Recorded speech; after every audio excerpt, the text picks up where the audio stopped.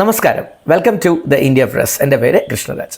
ഇന്നത്തെ ഈ വീഡിയോയിൽ ഞാൻ ഇൻട്രൊഡ്യൂസ് ചെയ്യുന്നത് സയൻസ് ഗ്രാജുവേറ്റ്സിന്, അതുമല്ലെങ്കിൽ എഞ്ചിനീയറിംഗ് ഗ്രാജുവേറ്റ്സിന് സയൻസ് മേഖലയിൽ ഒരു PG ഉള്ളവർക്ക് ഉള്ള ഒരു മികച്ച അവസരമാണ്. ഒരു മാസത്തിന് മുമ്പ് ഓപ്പറേഷൻ സിന്ദൂറുമായി ബന്ധപ്പെട്ട് ഏറ്റവും റെസ്പെക്റ്റോട് കൂടി നമ്മൾ നോക്കിക്കണ്ട ഒരു സ്ഥാപനമാണ് DRDO അല്ലെങ്കിൽ defence research and development organisation എന്ന് പറയുന്നത്. DRDO എന്ന് പറഞ്ഞാൽ ഇന്ത്യയിലെ ഡിഫൻസിനാവശ്യമായ അല്ലെങ്കിൽ ആർമി, നേവി, എയർഫോഴ്സ് ഈ മൂന്ന് ഡിഫൻസ് ഫോഴ്സസിനും ആവശ്യമായിട്ടുള്ള ടെക്നോളജിക്കലായിട്ടുള്ള സപ്പോർട്ട് കൊടുക്കുക, ആയുധ നിർമ്മാണവുമായി ബന്ധപ്പെട്ട ആയുധങ്ങളുമായുള്ള ഗവേഷണവുമായി ബന്ധപ്പെട്ട അല്ലെങ്കിൽ എയർക്രാഫ്റ്റുകളും യുദ്ധ സംവിധാനങ്ങളും ഷിപ്പുകളുടെയും എയർക്രാഫ്റ്റുകളുടെയും യുദ്ധവിമാനങ്ങളുടെയും ഒക്കെ വികസനവും അതിൻ്റെ റിസർച്ചും അതിൻ്റെ ഡിപ്ലോയ്മെൻറ്റും മിസൈൽ റിലേറ്റഡ് അല്ലെങ്കിൽ ആംസ് ആൻഡ് അമ്യൂണേഷൻ റിലേറ്റഡ് റിസർച്ചുകളൊക്കെ നടത്തുന്ന ഒരു സ്ഥാപനമാണ്. ഉദാഹരണം പറഞ്ഞാൽ നമ്മുടെ ആകാശ് 3 പോലെയുള്ള മിസൈൽ സിസ്റ്റംസ് തന്നെ ഡെവലപ്പ് ചെയ്തേക്കുന്നത് നമ്മളുടെ DRDO തന്നെയാണ്. അതുപോലെ ഇന്ത്യയുടെ ഡ്രോൺ സിസ്റ്റം നമ്മൾ ഡെവലപ്പ് ചെയ്തേക്കുന്നത് DRDOയുടെ സഹകരണത്തോടെയാണ്. അല്ലെങ്കിൽ നമ്മളുടെ എല്ലാ തരത്തിലുള്ള സൈനിക ശക്തിയുടെയും അടിസ്ഥാനം എന്ന് പറഞ്ഞാൽ ഈ ഡിഫൻസ് റിസർച്ച് ആൻഡ് ഡെവലപ്മെൻറ്റ് ഓർഗനൈസേഷനാണ്. ഇതൊരു സയൻസ് ബേസ്ഡ് ഓർഗനൈസേഷൻ അല്ലെങ്കിൽ സയൻറ്റിസ്റ്റുകൾ നയിക്കുന്ന ഒരു സ്ഥാപനമാണ്. ഡോക്ടർ APJ അബ്ദുൽ കലാം സാറിൻ്റെയൊക്കെ കാലത്ത് അദ്ദേഹം നയിച്ചിരുന്ന ഒരു സ്ഥാപനം കൂടി, അല്ലെങ്കിൽ അദ്ദേഹത്തിൻ്റെ നേതൃത്വത്തിൽ പ്രവർത്തിച്ചിരുന്ന ഒരു സ്ഥാപനം കൂടിയാണ്. അപ്പോൾ ഞാൻ പറഞ്ഞു വരുന്നത്, ശാസ്ത്രജ്ഞർക്ക് ഏറ്റവും കൂടുതൽ ഓപ്പർച്യൂണിറ്റി അല്ലെങ്കിൽ ഏറ്റവും മികച്ച ഒരു അവസരം നൽകുന്ന ഒരു സ്ഥാപനമാണ് DRDO.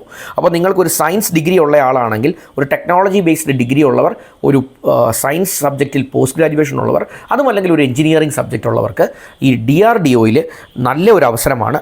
148 സയൻറ്റിസ്റ്റ് അവസരങ്ങളാണ് DRDO നൽകുന്നത്.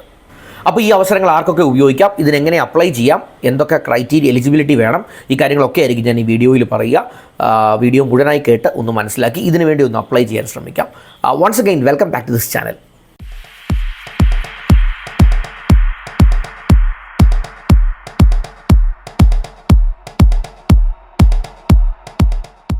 ഇൻട്രൊഡക്ഷനിൽ ഞാൻ പറഞ്ഞതുപോലെ തന്നെ DRDO നൽകുന്ന ഈ അവസരം ഏതാണ്ട് 148 സയൻറ്റിസ്റ്റ് അവസരങ്ങളാണ് നമുക്കുള്ളത്.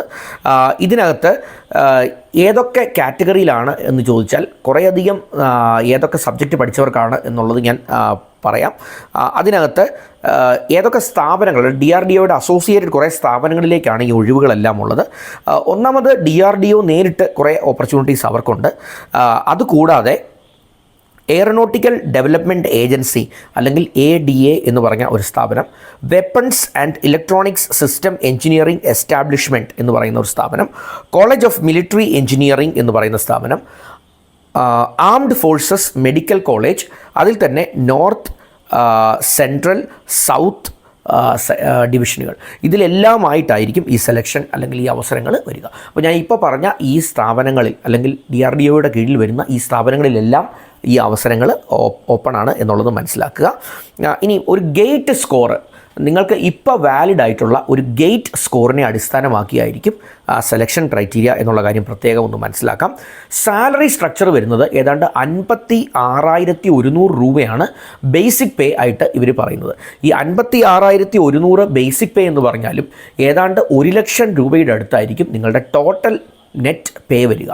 അപ്പം 1 ലക്ഷം രൂപയുടെ അടുത്ത് നെറ്റ് പേ സ്റ്റാർട്ടിങ്ങിൽ തന്നെ വരുന്ന ഒരു ഓപ്പർച്യൂണിറ്റി ആയതുകൊണ്ട് തന്നെ ഈ അലവൻസുകളെല്ലാം ചേർത്ത് അത്രയും വരുമ്പോൾ ഇത് നല്ലൊരു അവസരമാണ്, നിങ്ങൾക്ക് ഗ്രാബ് ചെയ്യാനായിട്ട് ഏറ്റവും നല്ലൊരു അവസരമാണെന്ന് ഞാൻ തീർച്ചയായിട്ടും പറയും. ഇനി ഏതൊക്കെ സബ്ജക്ട്സും ഏതൊക്കെ ഒഴിവുകളുമാണ് ഉള്ളതെന്ന് ചോദിച്ചാൽ, ഇലക്ട്രോണിക്സ് ആൻഡ് കമ്മ്യൂണിക്കേഷൻ എഞ്ചിനീയറിംഗിൽ 40 അവസരങ്ങളുണ്ട്, മെക്കാനിക്കൽ എഞ്ചിനീയറിംഗിൽ 34 അവസരങ്ങളുണ്ട്, കമ്പ്യൂട്ടർ സയൻസ് ആൻഡ് എഞ്ചിനീയറിംഗിലും 34 അവസരങ്ങളുണ്ട്, ഇലക്ട്രിക്കൽ എഞ്ചിനീയറിംഗിൽ 7, material engineering, material science and engineering, metallurgical എഞ്ചിനീയറിംഗിൽ 5 വീതം അവസരങ്ങൾ, ഫിസിക്സിൽ 4, chemistry 3, chemical engineering 3, aeronautical aerospace engineering 6 ഉണ്ട്, മാത്തമാറ്റിക്സിൽ 3 അവസരങ്ങൾ, സിവിൽ എഞ്ചിനീയറിംഗിൽ ഒരു അവസരമാണുള്ളത്, ബയോമെഡിക്കൽ എഞ്ചിനീയറിംഗിൽ 2 അവസരങ്ങളുണ്ട്, എൻറ്റമോളജിയിൽ 1 അവസരമുണ്ട്, ബയോ സ്റ്റാറ്റിസ്റ്റിക്സിൽ 1, ക്ലിനിക്കൽ സൈക്കോളജിയിൽ 1, സൈക്കോളജിയിൽ 3 അവസരങ്ങളാണ് ഉള്ളത്. അപ്പോൾ ഇതിൻ്റെ യോഗ്യത, എലിജിബിലിറ്റി എന്താണെന്ന് ചോദിച്ചു കഴിഞ്ഞാൽ, നിങ്ങൾക്ക് ഫസ്റ്റ് ക്ലാസ്സോട് കൂടിയുള്ള ഒരു എഞ്ചിനീയറിംഗ് ഡിഗ്രി വേണം, അല്ലെങ്കിൽ ഒരു ടെക്നോളജി റിലേറ്റഡ് ആയിട്ടുള്ള ഒരു ഡിഗ്രി വേണം. ഇതുമല്ലെങ്കിൽ ഫസ്റ്റ് ക്ലാസ്സോട് കൂടി നിങ്ങൾ സയൻസ് സബ്ജക്റ്റുകളിൽ ഏതെങ്കിലും നേടിയ ഒരു PG ഉള്ളവർക്ക് അപ്ലൈ ചെയ്യാനായിട്ട് സാധിക്കും. റെലവൻ്റ് ഇപ്പോൾ വാലിഡ് ആയിട്ടുള്ള ഒരു ഗേറ്റ് സ്കോർ നിങ്ങൾക്ക് വേണം എന്ന് പ്രത്യേകം പറയുന്നുണ്ട്. പ്രായം 35 വയസ്സാണ്. അതിൽ തന്നെ schedule caste, schedule tribe, other backward community ഇവർക്കൊക്കെ സർക്കാർ അംഗീകൃതമായിട്ടുള്ള, അതുപോലെ തന്നെ ഭിന്നശേഷിക്കാർ അവർക്കൊക്കെ സർക്കാർ അംഗീകൃതമായിട്ടുള്ള ഇളവ് ലഭിക്കും. ഭിന്നശേഷിക്കാർക്ക് 10 വർഷം വരെ ഇളവ് ലഭിക്കും. അതുപോലെ OBCക്ക് 3, SC/ST വിഭാഗത്തിന് 5 വർഷത്തെ ഇളവ് ലഭിക്കും. അല്ലാത്തവർക്ക് 35 വയസ്സാണ് ഏജ് ലിമിറ്റ്. ഫീസിൻ്റെ കാര്യത്തിലും അങ്ങനെ തന്നെയാണ്. വനിതകൾക്ക്, പെൺകുട്ടികൾക്ക്, അതുപോലെ ഭിന്നശേഷിക്കാർക്ക്, ഷെഡ്യൂൾ കാസ്റ്റ്, ഷെഡ്യൂൾ ട്രൈബ് വിഭാഗങ്ങൾക്ക് ഫീസ് അടയ്ക്കേണ്ടതില്ല. ബാക്കി വിഭാഗങ്ങൾക്ക് 100 രൂപയുടെ ഒരു ഫീസ്, ഒരു നോമിനലായിട്ടുള്ള ഫീസ് ഉണ്ടായിരിക്കും എന്ന് മാത്രം മനസ്സിലാക്കാം. അപ്പോൾ ഗേറ്റ് സ്കോറിനെ അടിസ്ഥാനപ്പെടുത്തിയായിരിക്കും ഒരു ഫസ്റ്റ് ഷോർട്ട് ലിസ്റ്റ് വരിക. അതിനെ ബേസ് ചെയ്ത് നിങ്ങൾക്ക് ഒരു ഇൻ്റർവ്യൂ ഉണ്ടായിരിക്കും. ഇതിനെ ബേസ് ചെയ്താണ് നമുക്ക് ഫൈനൽ സെലക്ഷൻ. അപ്പം ആപ്ലിക്കേഷൻ എങ്ങനെ ചെയ്യാമെന്ന് ചോദിച്ചു കഴിഞ്ഞാൽ സാധാരണ ചെയ്യുന്നത് പോലെ ഓൺലൈനായിട്ട് ചെയ്യാം. അതിൻ്റെ ലിങ്ക് ഞാൻ ഡിസ്ക്രിപ്ഷനിൽ ഇട്ടിട്ടുണ്ട്. ഡിസ്ക്രിപ്ഷനിലുള്ള ലിങ്ക് ഒന്ന് കണ്ട് അതിലേക്ക് അപ്ലൈ ചെയ്യാൻ ശ്രമിക്കുക. June 20 last date of application. 20th June 2025 is the last date of application. അപ്പോൾ അതിനുള്ളിൽ ഒന്ന് അപ്ലൈ ചെയ്യാനായിട്ട് ശ്രമിക്കുക. DRDOയിലെ ഒരു സ്വപ്നതുല്യമായ സയൻറ്റിസ്റ്റ് ജോലിയാണിത്. അതുകൊണ്ട് തന്നെ ഇത് വിട്ടുകളയാതെ ഒന്ന് അപ്ലൈ ചെയ്യാൻ നമുക്ക് ശ്രമിക്കാം. നിങ്ങളുടെ പരിചയത്തിലുള്ള ആർക്കെങ്കിലും ഇത് ഉപകാരപ്പെട്ടേക്കാമെന്ന് തോന്നുന്നുണ്ട് എങ്കിൽ തീർച്ചയായിട്ടും അവർക്കും ഈ വീഡിയോ ഷെയർ ചെയ്ത് കൊടുക്കാൻ മടിക്കേണ്ട. നിങ്ങൾ എൻ്റെ ഒരു വീഡിയോ ആദ്യമായാണ് ഈ ചാനലിലൂടെ കാണുന്നതെങ്കിൽ ദയവായി ആ സബ്സ്ക്രിപ്ഷൻ ബട്ടണൊക്കെ ഹിറ്റ് ചെയ്ത് ചാനലിനെ ഒന്ന് സപ്പോർട്ട് ചെയ്യാൻ ശ്രമിക്കാം. വീഡിയോയിലെ കണ്ടൻറ്റ് ഇഷ്ടപ്പെട്ടുവെങ്കിൽ ഒന്ന് ലൈക്ക് ചെയ്യാം. എന്തെങ്കിലും സംശയങ്ങളുണ്ടെങ്കിൽ കമൻറ്റ് സെക്ഷനിൽ ഒരു കമൻറ്റ് ഡ്രോപ്പ് ചെയ്യുക. Once again thanks for watching this video and wish you all the best.